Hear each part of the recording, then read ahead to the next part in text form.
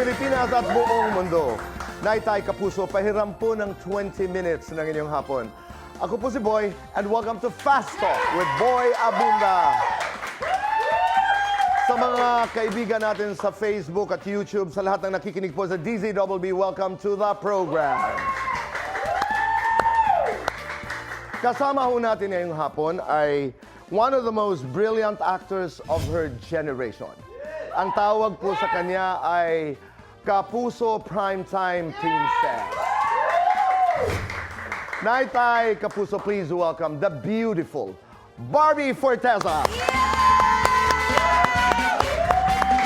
Thank you so much. Hello, Tito Boy. Hi. Long time no see. I know. Thank you so much Please. for having me again. Thank you. At maraming salamat. At ikay narito. Of course, my pleasure. Kumusta? I'm doing really good. And it shows. Talaga po. Ang ganda-ganda Kayo mo. din po. Maraming salamat. Nag-workout. si Nag-gym? Tito Boy. I love it. Pero ang gym ko 2 o'clock in the morning. Wow. Body clock ko kasi. Oh my gosh. Wow, Barbs, iba, Let's talk about this. Moving forward, marami ang nagsasabi that, wow, Barbie is doing it the right way. Oh, Pag-usapan natin yung running. I have a friend, hindi kayo magkakilala personal, pero nagkakasabay kayo minsan. Tumakbo po? Yes. Talaga? Oo. Oh my Ang gosh. tanong ko, what is it about running? I feel like it's something I have control of. Kasi, honestly, sa trabaho po natin, di ba, nakalatag na eh. Kunyari kayo, yung mga guests nyo, alam nyo na nakalatag na. Pero like, yung something very personal about you that you have control of, that's what I get from running. Na parang it's an escape from reality para sa akin na pag alam kong tatakbo ko, ang focus ko lang is on my pace, distance, time, ganyan. So, talagang limot ko yung mga iniisip ko sa trabaho, ganyan, yung showbiz, ganyan. Kaya rin nakakatuwa kasi lately, active din po akong mag-participate sa charity fun runs. So parang yung newfound hobby ko, na mahal ko, na nagagamit ko pa siya to a better cause. Dahil Ganda. nakakatulong pa ako. Pero do you train? Kasi ako, masakit ang gosh. tuhod ko, Barbs. Okay. Halimbawa, is there a technique na hindi ba nakikita Yes, ko yun yes, yan. Di Mali ba? po yan. Oh, mali. Correct, Opo. correct. Ano po Teach yan? me. Oo. Okay. In my what? Ilang inches ba ito? Okay.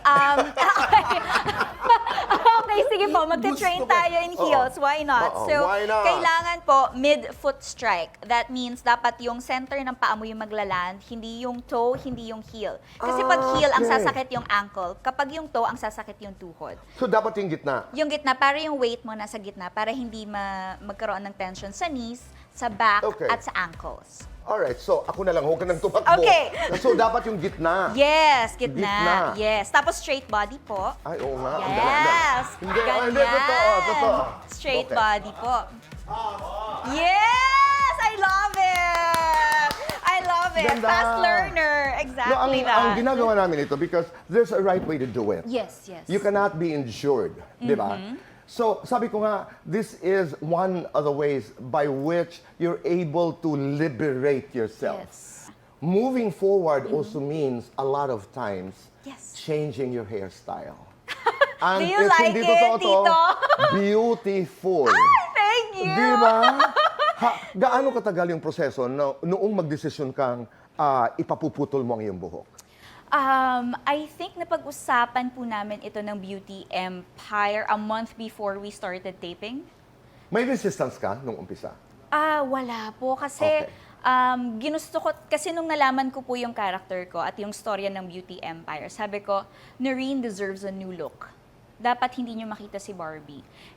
Ako alam ko sa sarili ko, I've always had short hair. Long hair, Oh, sorry, right. rather. So, lagi mahaba yung buhok ko. Sabi ko, paano ko maiiba si Noreen? Okay. Gusto ko siya talagang maiba kasi grabe rin po yung pinaglalaban niya eh. And this is very interesting because this is one of my favorite genres. We're gonna do murder mystery, family revenge drama. So parang yeah. too much masyadong kailangan edgy in a way, very different dapat, coming out of the box, Ganda. diba? Stepping out from my comfort zone. And what better way to do that than to fashion a new hair, diba? Di ba? A little bit risque, but beautiful. Oh, yes. At saka may kwento, di ba? Yes. Ako I like. And now you talk about self-love, self-care. Kahit noong huli nating pag-uusap, we Yes. started to talk about it. Yes. And if you were to share something, what is it now to you? When you talk about loving oneself, when you talk about caring for oneself? Ngayon, when I say I'm in my self-love era, it's more of really enjoying my time and really prioritizing myself at kung ano talaga yung gusto kong gawin na nagagawa ko na ngayon. Lahat yan may mga kasagutan na. Because oo. hindi dumadating ang mga sagot niyan. Minsan early on in our life, di ba? Ano ba talaga ang gusto ko? What makes me happy? Yes. Oo. Now, sigurado ka. I it feel shows like eh. I'm having the time of my life ngayon. And congratulations on your new house. Thank you! Your painting's there, Tito! Andun yung painting mo, nasa kwarto ko. Ganda! Oo. I'm sorry, you said? Your painting is in Yeah, I my know. room. Yes. Oo, Ayan, congrats. nandun Ang siya. ganda. At ang sarap ng pakiramdam. Yes. Oo. Fully paid ko na, Tito. Wow. Malaking bagay yan. Yes. Di ba? Fully paid na Yes. dito. So when I say I am enjoying my time, it's more like meron akong malaking responsibilidad na nagampanan ko na. Para sa akin at para sa pamilya ko. So ngayon, ako naman. No, they're talking about moving on. No, it's moving forward. And it's expressing the power of a young woman. And her name is Barbie. Yes! I love it! Pero, sa Beauty Empire, because you started to talk about Noreen. Noreen Alfonso. Yes, correct. Sino siya? Si Noreen Alfonso ay isang mapagmahal na anak, isang nakababatang kapatid na iniidolo ang kanyang ate at susundan ng pangarap ng kanyang kapatid na makapagtayo ng sariling beauty company, makapag-launch ng kanyang sariling beauty product, ganyan. Uh-huh. Hanggang sa magkakaroon ng aksidente, unfortunately, at mamamatay ang ate ko. So, imagine having someone that you look up to ever since bata ka, tapos biglang mawawala yon nang hindi mo alam kung bakit. So, syempre ikaw, you want to find out why. Why did it happen? Bakit itong pinakamamahal kong kapatid, iniidolo ko, bakit kinuha sa akin? So, dun papasok yung pagkuha ko ng hustisya. Kasi hindi ako naniniwala na walang foul play sa death ng ate ko. Kaya, early on, malalim na ho ang galit ko sa character ni Kaylin Alcantara at ni Miss Rufa Gutierrez because the accident happened sa company ni Miss Rufa Gutierrez. Ni Miss I like Telma that question. Imperial. Anong gagawin mo, halimbawa, kung iniidolo mo, yung lodestar mo, ika nga, kapatid mo, nakaangkla ang maraming bagay sa buhay mo, tapos biglang nawala, and you don't know why. Andun yung galit, andun yung lungkot, andun yung questioning. Yes. Di ba? Andun yung In denial. takot, and denying a lot of things. Yes. At hindi ka matatahimik hanggat hindi mo malaman ang mga kasagutan doon sa fundamental questions of why. Why? Sino? Tipo, bakit? Di ba? Ang ganda nun. Yes. So, but how did you prepare for the role? First of all, That one, no? So, dahil sa bago mong hairdo, doon ka humugot umpisa. Galing. yes, oo. Kasi I also noticed even the way I carry myself changed when I started wearing short hair. Kasi parang mas may confidence, mas may sophistication. Kasi I've always been comfortable wearing long hair.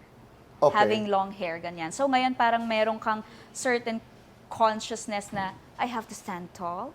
Oo. I have to dress better. I have to dress the part. Kasi parang I stepped out of my comfort zone. So this is me discovering myself. This is me starting a new era. And that starts with my hair. At saka may power. Di ba? Meron, There's a di po certain ba? kind of power. Wearing short hair is a statement.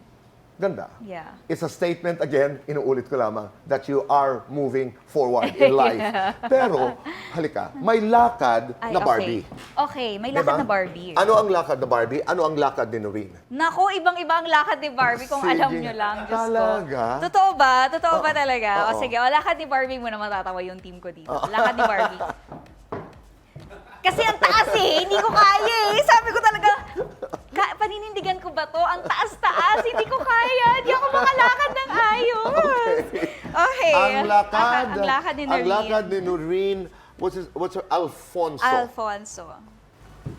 Oh.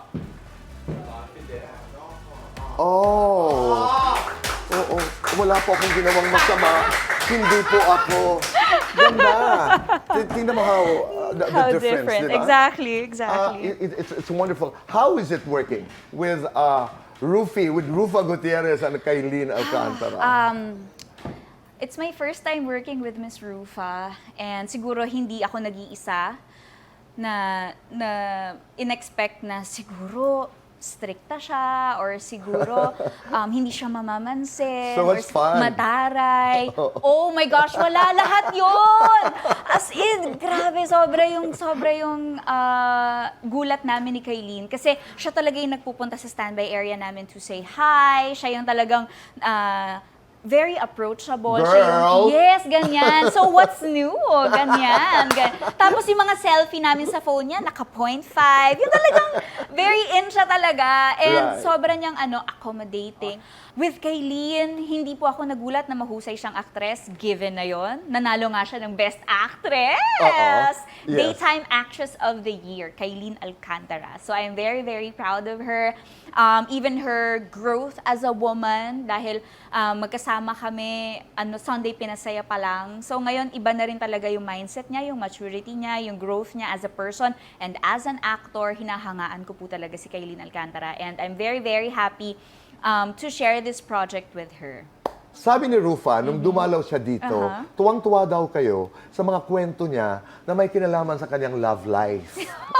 Oh, grabe! Kasi sobrang generous niya po talagang mag-share sa kanyang personal life. So, minsan kami na ni Kailin yung nalulula na parang, oh my gosh, that's too personal, Miss Rufa. Pero grabe, willing siyang i-share yung part na yun ng buhay niya. Okay, so right now, kung meron kang takeaway on love from Rufa Gutierrez, ano yun?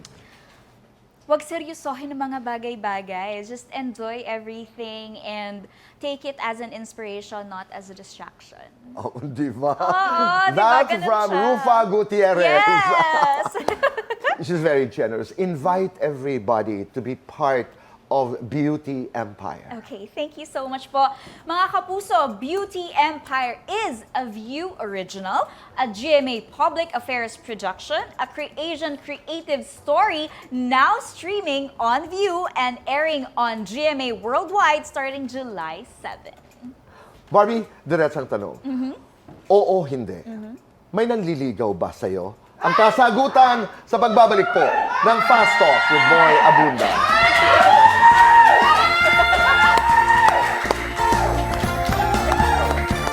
Nagbabalik po dito sa Fast Talk with Boy Abunda. Kasama pa rin po natin ang napakagandang Barbie Forteza.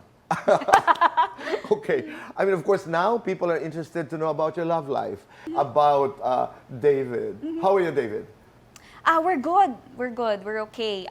We have a lot of brand shoots, kaya sobrang nagpapasalamat kami dahil hindi pa rin nawawala ang trust sa amin ng brands at Tama. ng fans. Nararamdaman pa rin namin ang pagmamahal sa amin ng mga tao, and so we're grateful for that. Let's talk about, sabi ko nga, paano ba? Natutulog pa ba si Barbie? You know, you're doing Beauty Empire, and then you have this movie. Yes! P77. Correct. Ano ang pelikulang ito? Ang pelikula po ito ay under GMA Pictures. This is produced by GMA Pictures, line produced by Clever Minds, and distributed by Warner Brothers Philippines! Oh my God! Very I get good. goosebumps just saying that. My God, grabe. It is also a concept by GMA Public Affairs. Okay. And it is a alternative narrative horror. So it means... Puntahan nga natin yon. It's an Sure, alternative narrative horror. Yes. Na, ang ibig sabihin, It's not all jump scare, Tito. Yes, not from your usual jump scare type of horror. It's more like it attacks your mind.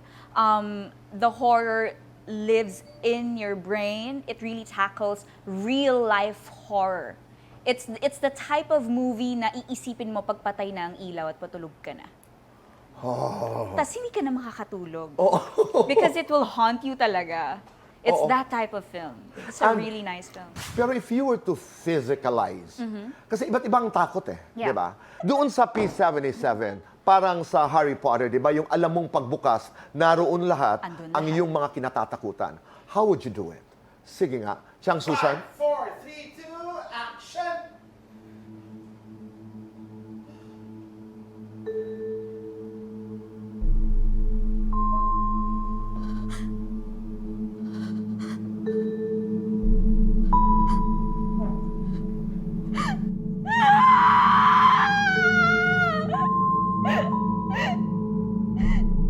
Was that okay?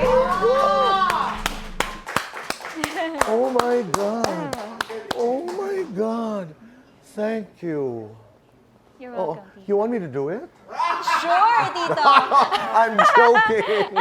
Invite everybody to be part of P77. All right, sige That's po. July 25 ang premiere night, okay? Will you be there Yes, po? I will Thank remember you so that. much. I will remember that. So, guys, I am inviting all of you to please watch P77. It is a alternative narrative horror produced by GMA Pictures, GMA Public Affairs, line produced by Clever Minds, distributed by Warner Brothers Philippines, directed by the master of horror, Derek Cabrido.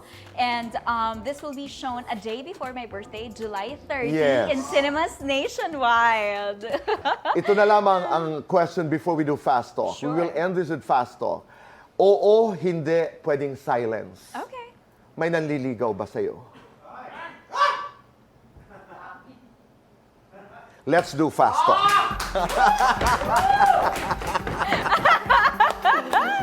Ay, Faster with Barbie. Barbie, beautiful, powerful. Powerful. Beauty, brains. Brains. Running, dating. Running. Short hair, long hair. Short hair. Kape, wine. Move on, move in. Move on. Magpapawis, magpaganda. Magpapawis. Umaura, umarte. Umarte. Doreen, Luna. I can't choose. I'm sorry. Ako May yun eh. minamahal o may nagmamahal? Mas mahirap, mag-move on o marathon? Mas mahirap Yes. mag-marathon. Mas masarap, Mas single masarap. or taken? Single. Mas nakakainis, padivang co-star o maarteng co-star? Padivang co-star. Mas maganda, ikaw o si Kailin? Kylie yun. Mas maarte, ikaw, si Kailin o si Rufa? What? Miss Gloria. Actually. Your comfort food. My comfort food, Korean spicy noodles. Your guilty pleasure. My guilty pleasure, chocolates. Your favorite Barbie era. I think ito po. Oo, hindi, depende. Magpa-sexy sa pelikula. Hindi. Oo, hindi depende. Mag-travel mag-isa. Oo. Oo, hindi depende. Pumatol sa bashers. Hindi na. Oo, hindi depende. Makatrabaho ang ex. Oo, hindi depende. Magpaligaw na.